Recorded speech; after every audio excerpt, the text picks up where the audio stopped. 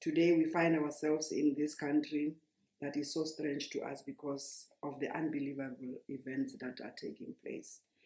We are constantly in need of solutions as we face one challenge after the other. You look at the most of the challenges faced by South Africa, most of them, if not all, they put women and children in the most disadvantaged and vulnerable positions. The life of women has been eliminated to that of an animal, I must say. It doesn't matter anymore to those who think they have the power to violate it. Women's bodies have turned into the crime scenes by the type of men who feel threatened by the existence of women.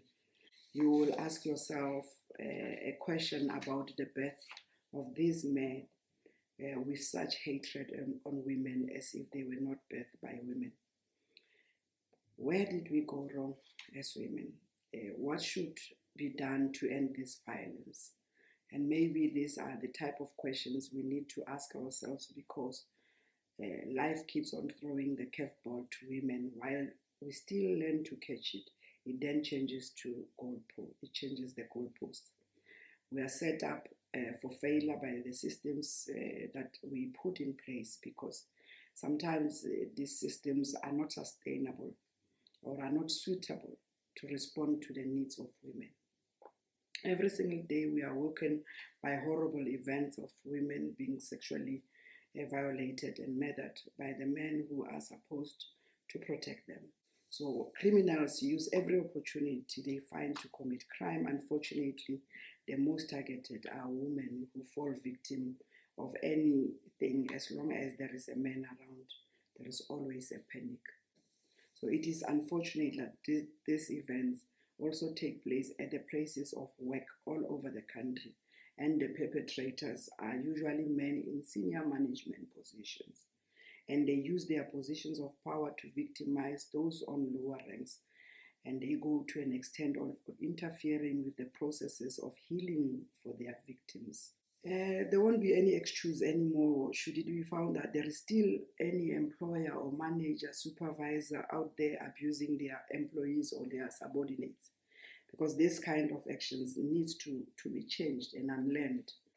We need the community's participation in all what we do. We need religious organizations, we need men's organizations, women's organizations, youth organizations for us to win the scourge. The police alone cannot succeed in fighting this violence happening amongst our people and communities. We need every sector to learn about gender-based violence and take action to prevent it. We need to restore the trust in the justice system of our country because people and the victims have lost hope in the justice system because the perpetrators get arrested today, but tomorrow they are out on bail and they go back to go and finish their victims. They kill them, they burn them. They are more ruthless nowadays. So women have lost hope in the justice system because of such cases which are reported and that are sometimes also thrown out of court every day.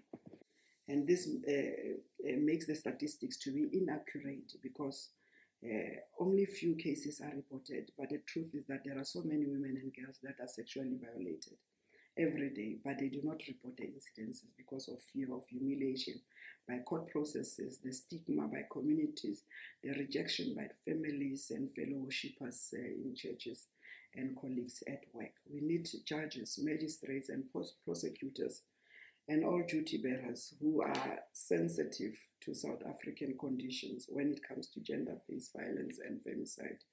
What women need is equality and nothing else.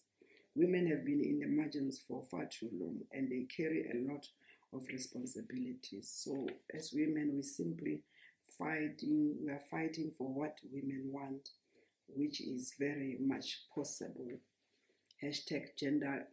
#generation